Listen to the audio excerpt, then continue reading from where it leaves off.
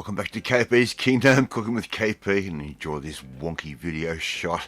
Okay, I'm going to show you how I make these awesome calzones from scratch. Alright, very simple, easy, let's get on with it. So here I've got 2 cups of triple O flour, or tipo triple O flour, and I'm going to make up a little bit of a yeast mixture. So a little bit of sugar there. I've got exactly 1 teaspoon of sugar. I'm going to put in a 7-gram packet of dried yeast that goes in, and we're going to use around about 1 cup of warm water. And it's got to be not hot, otherwise it's going to kill the yeast. We just want it warm, sort of room temperature ish, that goes in, and that'll start our yeast going. Okay, we're going to give that a bit of a stir. I'm just going to use the back of the spoon like that, unconventional. I'm going to leave that for about 20 to 30 minutes. We should actually cover that with a little bit of cling wrap, just like that. Okay, and we're just going to put that in a nice warm place for it to bloom, flower, whatever you want to call it. It's going to go all frothy and fluffy. Okay, so we've got our mixture of just flour. I'm going to put that yeast and sugar mixture straight in over the top like that, and I'm also going to add in around about 2 tablespoons worth of olive oil. That's right, olive oil, and it does make a difference. Put that into your mixer or get a spoon and start mixing it yourself.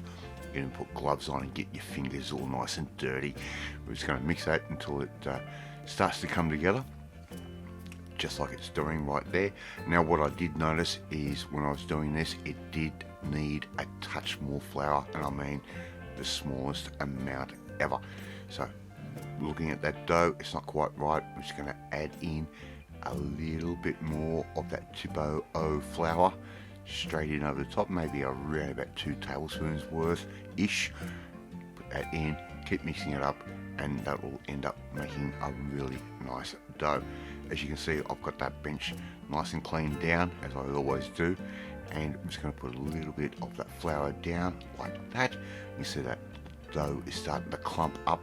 We don't want to overmix the dough at all, otherwise it will end up just being a robbery type mess. I'm going to get that dough off the hook like that, and all we need to simply do is spread some of that flour out. We're going to grab that dough and put that straight down and just work it a little bit. We don't want to overwork it. We just want to give it a nice little bit of a very light knead. Okay, just like that. Very, very light. Okay, don't go too bananas on this. Otherwise, the proteins in that flour will make it very, very tough, and we want a real nice fluffy dough out of this. Okay, so very simply, very lightly. Don't go too hard on it. Just keep giving it a little bit of a massage, a turn, bit of a massage. As you can see, I'm not going too hard on that dough at all. Alright, we're going to put that dough into a bowl with a little bit of olive oil. Just a tablespoon's worth, maybe even a teaspoon, just a little bit. Give that a roll around in the oil, cover it, put it in a warm space, and we're going to leave that until it doubles in size. Alright, so here I've got some fresh mozzarella cheese that I was able to find. I'm just going to cut that up into some nice little slices, just like that. And as you can see, I've got some paper towel sitting on the side there. I'm going to put that fresh mozzarella on the paper towel, and that'll just help drain it off and get rid of any excess liquid. We don't want these to be solid, we want them to be nice and chunky. We're going to polenta down on a baking sheet just like that, and it's going to stop things from sticking, and the polenta just adds to the authenticness of it. Right, about an hour, 2 hours later, I've got the dough.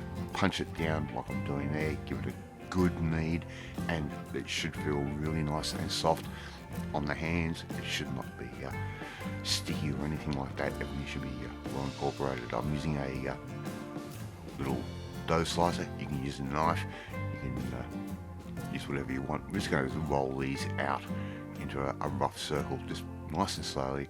And as you can see, I'm using my little pin roller. I'm not using a super roller or anything like that. Just keep spreading this out, and we'll end up with like around about a 9-inch or 200mm round, just like that.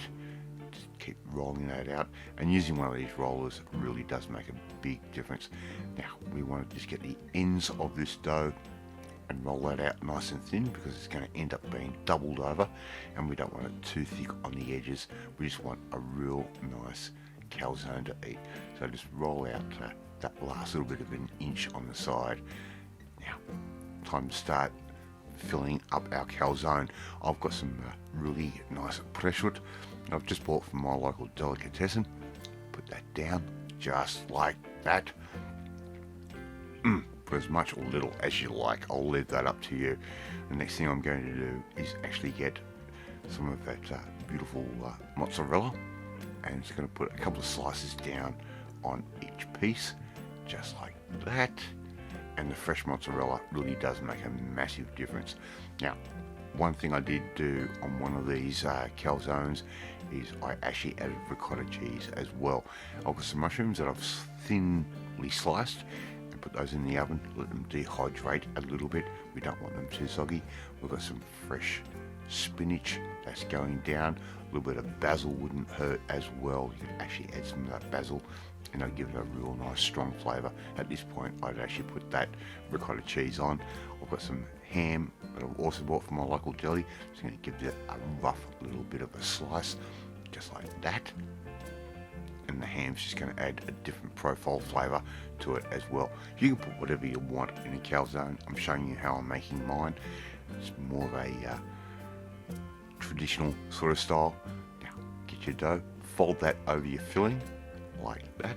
Try and get rid of some of the air pockets if you can. And as you can see, that dough is just absolutely stretchy as. Okay, just pleat the edges over, just like I'm doing right there. Very, very simple. And I've got my oven sitting at 190 degrees Celsius, centigrade, however you want to say it. And we're going to be getting ready to cook very, very shortly. So this one was no ricotta cheese. The other one that I made does have ricotta cheese and ends up being incredibly rich and creamy. I'll leave the choice of ricotta cheese or no ricotta cheese up to you. I put that onto a baking tray nice and carefully. Get a knife, put some slots in there. It's going to get rid of any steam that's going to build up inside. We don't want these to explode. We want them to cook off absolutely beautifully. I'm going to put those in the oven for around about 20 minutes or so, maybe 30. I'm going to put a bit of an egg wash over the top. It's going to give it a bit of colour. Okay, just like that. Very simple, just like painting a fence. And look, why not? Let's go some freshly grated Parmesan or Pecorino cheese. I'll leave that choice up to you, and that cheese will just end up being a really nice crust over the top. We've gone over the top in cheese, over the top in lactose, and maximum flavour. And there you go. 20 to 30 minutes later, you've got these awesome calzones. We're going to have to leave these for a little bit because they're going to be nuclear hot on the inside, and we don't want to burn our mouths. Put them straight down, leave them for about 10 minutes or so. They'll still be really, really warm, and that crust will just get crunchier and crunchier. This is the one with the ricotta, and I'm just going to go with a little bit of pomegranate molasses, a little bit of tartness to go with all that creaminess and richness. This is just going to cut it a little bit, be a little bit sweet and a lot sour. And there you go. Once again, handheld, freeform shot of the insides of my calzones.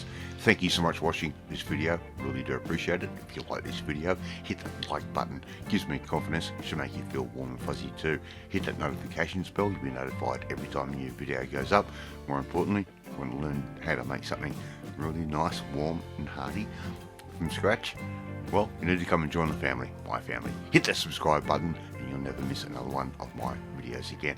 Alright, off to eat these awesome calzones, and I will catch you next time.